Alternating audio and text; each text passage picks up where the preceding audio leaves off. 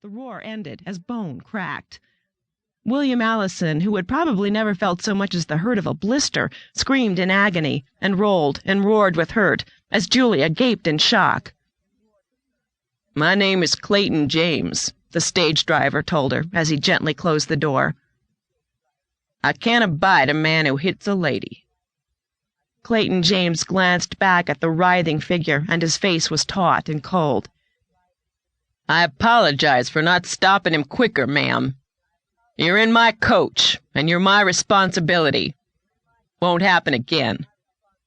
She nodded mutely, felt herself being steadied by his simple, uncluttered statement of fact. "Can we go now?" she breathed.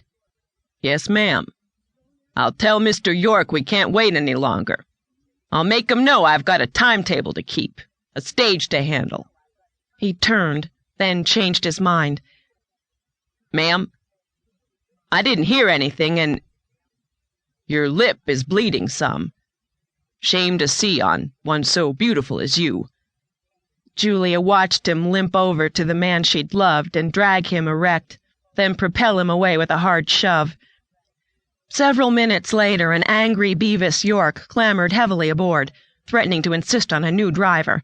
But it was too late, and as the stage jumped forward and gathered momentum, Julia's glistening eyes saw William Allison as he disappeared from her life forever. Somewhere ahead lay the mighty Sierra Nevada mountains they'd have to cross, and maybe the snows would block them. But nothing could stop the hurting she felt, and the seed of Williams which multiplied deep inside her, like a terrible reminder of her sin. More than 130 miles to the east, Glenn Donovan's eyes stung with grit as he rounded the mountain and faced the blasting icy wind which raged downward from the Sierra peaks. The wagon tracks he followed were blown dirt clean of wheel marks until only the rocks underneath could hold.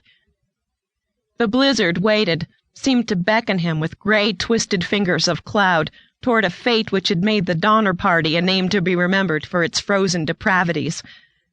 Glenn twisted around until his back was to the wind.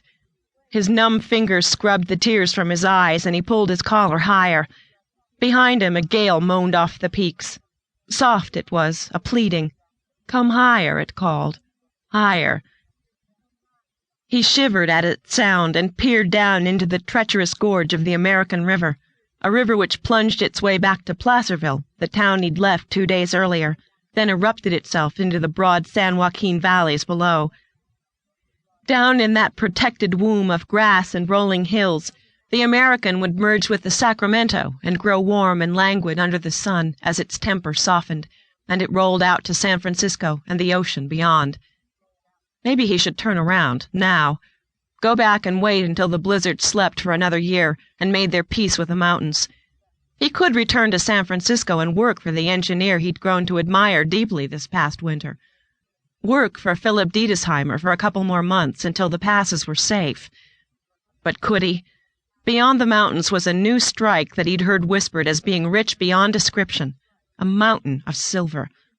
Solid information on its true wealth was difficult to obtain because, like all new strikes, the discoverers had tried to keep it a secret from the whole world.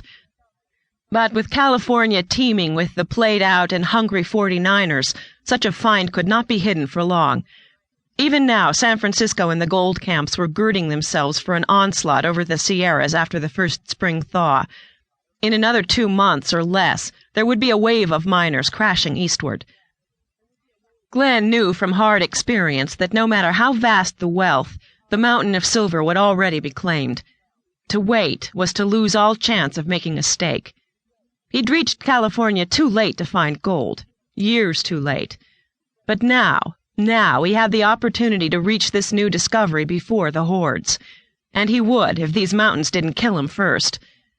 Glenn swallowed as his pale blue eyes stretched out toward the San Joaquin. Yes, there was life and warmth, food and protection. He wanted to go back and knew he should, but could not because he had a dream that was even stronger than fear of the Sierra blizzard. Comstock wages would buy that dream. He'd go away to become an engineer. Then he'd return and build a railroad over these towering mountains and help to unite a continent and tame a frontier. Glenn faced back into the wind and lowered